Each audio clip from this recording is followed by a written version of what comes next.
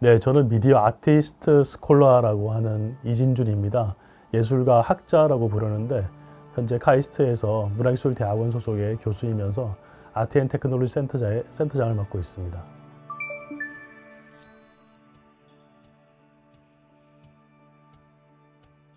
저 외국 생활을 좀 오래 했는데요.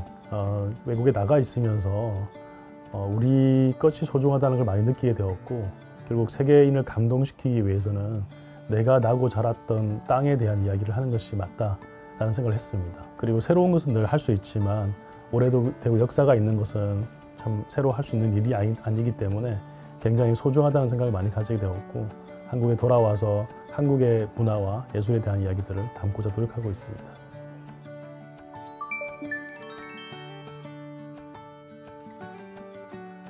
저는 박사 논문이 경계 공간에 관한 것이었는데, 이 정원이라는 것이 바로 경계 공간의 하나의 예입니다. 바로 자연과 인공의 중간에 있는 어떤 공간인 것이죠. 특히 한국의 정원에 대해서 연구하면서 서구와 동아시아의 공간에 대한 해석이 좀 다르다는 것을 알게 되었고, 무엇보다도 한국이 갖고 있는 이 정원에 대한 해석은 한국이 갖고 있는 유토피아에 대한 상상을 내가 체험하고 볼 수 있는 공간이라 생각했습니다. 특히 그 공간이라는 것이 단순히 보는 것이 아니라 체험하는 곳이기 때문에 들리고 혹은 보고 경험하는 그 공간에 대한 해석을 미디어 아트를 하고 싶었고요. 이 들리는 공간은 런던에서 이제 여름에 3개월 정도 전시를 했었는데, 런던이라는 도시에서 한국 전통 예술이 갖고 있는, 전통 공간이 갖고 있는 공간 경험을 이 소리라는 작업에 집중해서 만드는 그런 전시였습니다. 1월 오봉도는 사실 조선 왕조의 왕 뒤에 놓여 있는 그 병풍과 같은 그림에 있는 것을 이제 착안을 했던 것인데, 그것 또한 조선 왕조의 어떤 우주관을 반영하는 대표적인 그림이라 할 수 있습니다. 그 1월 오봉도에 상징하는 그 그림 속에서 가장 중요한 것은 왕의 의자 뒤에 놓여져야만 한다는 것이고, 왕이 없으면 그 그림은 완성되지 않습니다. 다시 말하면 관객의 참여에 의해서 완성되는 그런 작품을 구상하고 싶었고요. 그래서 창경궁에다가 1월 오봉도를 재해석한 어떤 작품을 설치하였고, 마침내 관객들이 그 공간을 마주하게 될 때 우주가 완성된다라는 컨셉을 좀 주고 싶었습니다. 그 1월 오봉도를 제작할 때는 AI 작업을 했던 것인데, 지금처럼 챗GPT나 생성 AI가 흔하게 쓸 수 있을 때가 아니었고요.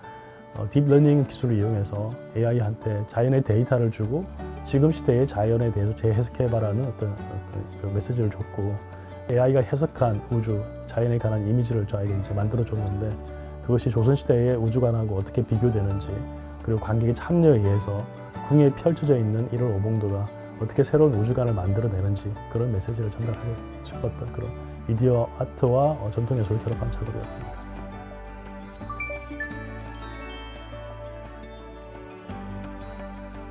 전통을 단순히 차용하거나 이용하는 것은 저는 좋은 방법이라고 생각하지 않습니다.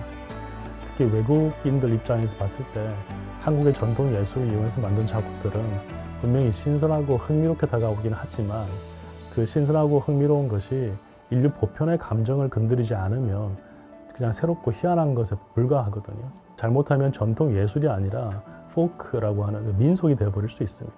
그래서 현대 예술에서 혹은 기술을 결합한 미술에서 전통 예술을 사용하는 것은 그 이미지나 그 내용을 그냥 단순히 차용하는 것이 아니라 우리가 갖고 있던, 우리 조상이 얘기하고 싶었던 전통이 전달하고 싶었던 그 메시지 자체에 집중하는 게 맞고요. 그 메시지는 대부분 가장 인류 보편적인 메시지를 전달하고 있습니다. 거기서부터 시작하는 게 맞다는 생각이 들고, 그런 점에서 개념적으로 발전시켜 나가면서 내가 어떤 기술을 써야겠다, 혹은 어떤 이미지를 써야겠다라는 게 오히려 반대로 이제 고민이 되어지겠죠. 천문이라는 영화에서 우주관을 반영하고 있잖아요. 어떻게 우리가 이 지구를 중심으로 돌아가는 별자리를 통해서 세상을 이해하고 싶었는지, 그리고 중국 중심의 세계관에서 조선의 세계관으로 바꾸기 위한 노력들이 있을 것 같고, 그리고 그 천문에 보여졌던 의상들을 보면서 또 영감을 받긴 했거든요.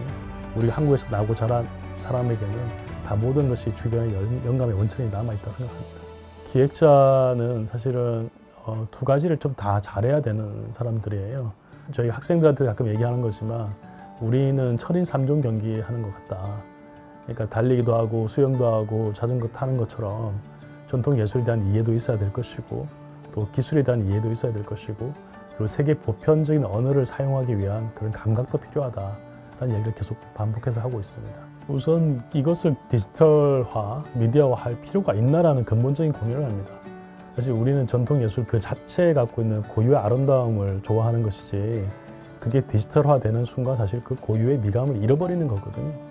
더 좋은 예술 전통 혹은 뭐 전통이 갖고 있는 미감이 있는데 굳이 디지털화 만들어가지고 이렇게 거대한 스케일로 혹은 LED 어떤 빛을 이용해서 보여주는 게 좋은 것인가 라는 고민을 하고요.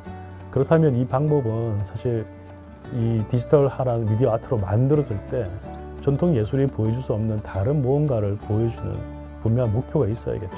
그 목표를 먼저 찾고 그게 맞춰서 작업을 하는 편입니다.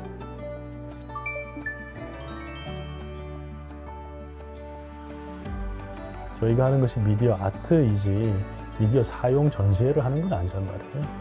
근데 대다수의 미디어 작업들을 보면 미디어 사용자들의 기술 시연회 같은 경우가 많이 보이고 그것을 좀 가리기 위해서 어떻게 보면 전통 예술을 포장하는 그런 느낌을 많이 받습니다. 오히려 기획자들은 어떤 의미에서 예술 자체가 갖고 있는 가치가 무엇인지 한 번 더 고민해야 될 것 같고요. 그리고 기술을 사용할 때에도 사실 좋은 기술은 눈에 보이지 않는 편이거든요. 내 눈앞에 기술이 많이 보이면 보일수록 사실은 기술을 자랑하고 있는 것이지 예술이 가려지기 때문에 기술을 어떻게 눈앞에 드러내지 않고 예술을 더 주인공으로 빛나게 할 수 있을 것인지 그런 고민들을 좀 많이 할 필요가 있을 것 같아요. 시각적인 효과가 재미있다 혹은 멋있다로는 절대 시작하지 않고요. 우리가 갖고 있는 고유의 우주관이 무엇인지에 대한 궁금함이 있습니다. 어떤 세계를 꿈꿨기 때문에 우리가 이렇게 그림을 그리고 이런 전통 예술을 만들어냈을까라고 하는 그 차이점에 대한 고민이 많고요. 그것은 서구나 동양이 똑같이 꿈꿨던 유토피아의 비전이 서로 달랐다는 이야기, 아시아의 이상향은 어떤 것이었을까 그런 고민들을 가지고 그에 필요한 혹은 설명에 도움이 될 만한 그런 자료들을 리서치하고 그리고 그에 대한 인문학적 철학이나 공서양의 어떤 철학들을 비교해 나가면서 작품들의 소재를 선택하는 편입니다. 두 가지 점에서 주의해야 될 것도 있는 것 같아요.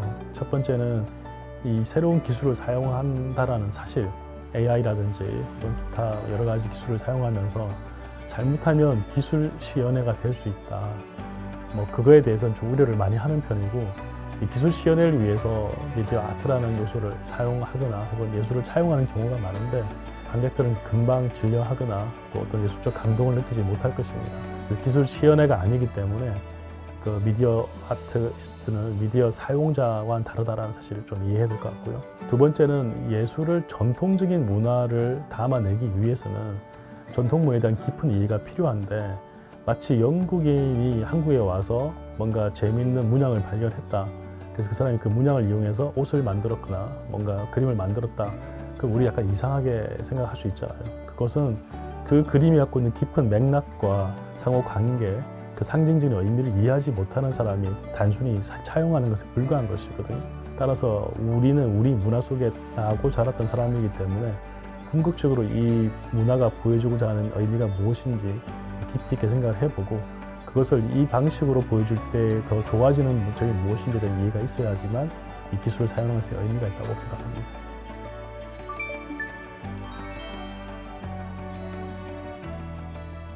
미디어 아트에서의 기술은 사실은 우리의 감각을 확장시켜주는 도구라고 봐야 될 거예요.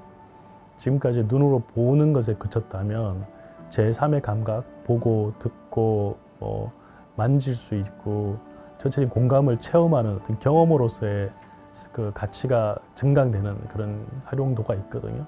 그래서 전통 문화 예술을 가지고 뭔가를 만들어낼 때는 바로 그 보는 것이 아니라 경험한다라는 것, 그 경험을 증강시키기 위해서 기술이 사용되고 있다는 것을 명심해야 될 것 같습니다. 과학기술은 끊임없이 빠른 속도로 인류를 편하게 하기 위해서 만들어갈 거라 생각합니다. 그런데 너무 좀 빨리 이것이 발전되고 있기 때문에 우리는 그 속도를 따라잡는 데 굉장히 힘듦을 겪고 있죠. 사실은 지금도 AI의 발전에 대해서 너무 놀라워하고 즐거운 사람도 있지만 자칫 잘못하면 내가 세상에서 유리되거나 특히 창작자들이 굉장히 고립감에 빠질 수 있는 그런 이야기도 있는데 오랜 시간을 살펴보면 전통 예술이 갖고 있는 가치는 늘 변함없이 우리 주변에 머물러 있었습니다. 제가 그래서 더욱더 전통 예술이 가지고 있는 고유성과 또 인류의 보편성에 대해서 이야기할 필요가 있다는 생각을 하고 있는 거고요.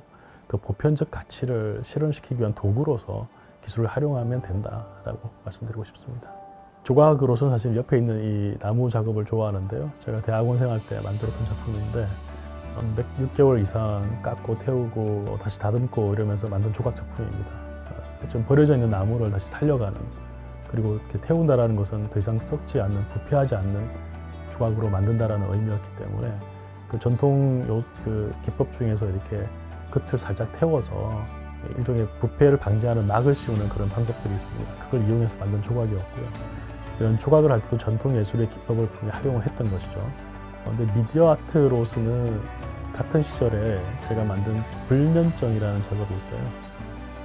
실제로 불면증을 굉장히 많이 앓고 있었고, 그때 빔 프로젝트를 이용해서 빈 어두운 벽에 이제 투사시켜서 제 뒤에 보이는 이런 블라인드 같은 걸 하나 만들었었는데, 이 블라인드가 바람에 살랑살랑거리면서 빛이 들어왔다 나왔다 그러고, 그때는 또 이게 블라인드가 부딪히면서 나는 소리들이 들리고 쾅 하고, 지금 제가 연구하고 있는 경계를 잘 드러내는 첫 작업이 아니었을까. 낮과 밤의 문제, 현실과 꿈의 문제, 그리고 안과 밖의 문제, 창이라는 그 윈도우를 통해서 또 미디어라는 기술과 또 실제 우리의 피지컬한 공간에 대한 이야기들을 담아냈던 그런 좀 초창기에 한 20년 전의 작업이 있습니다.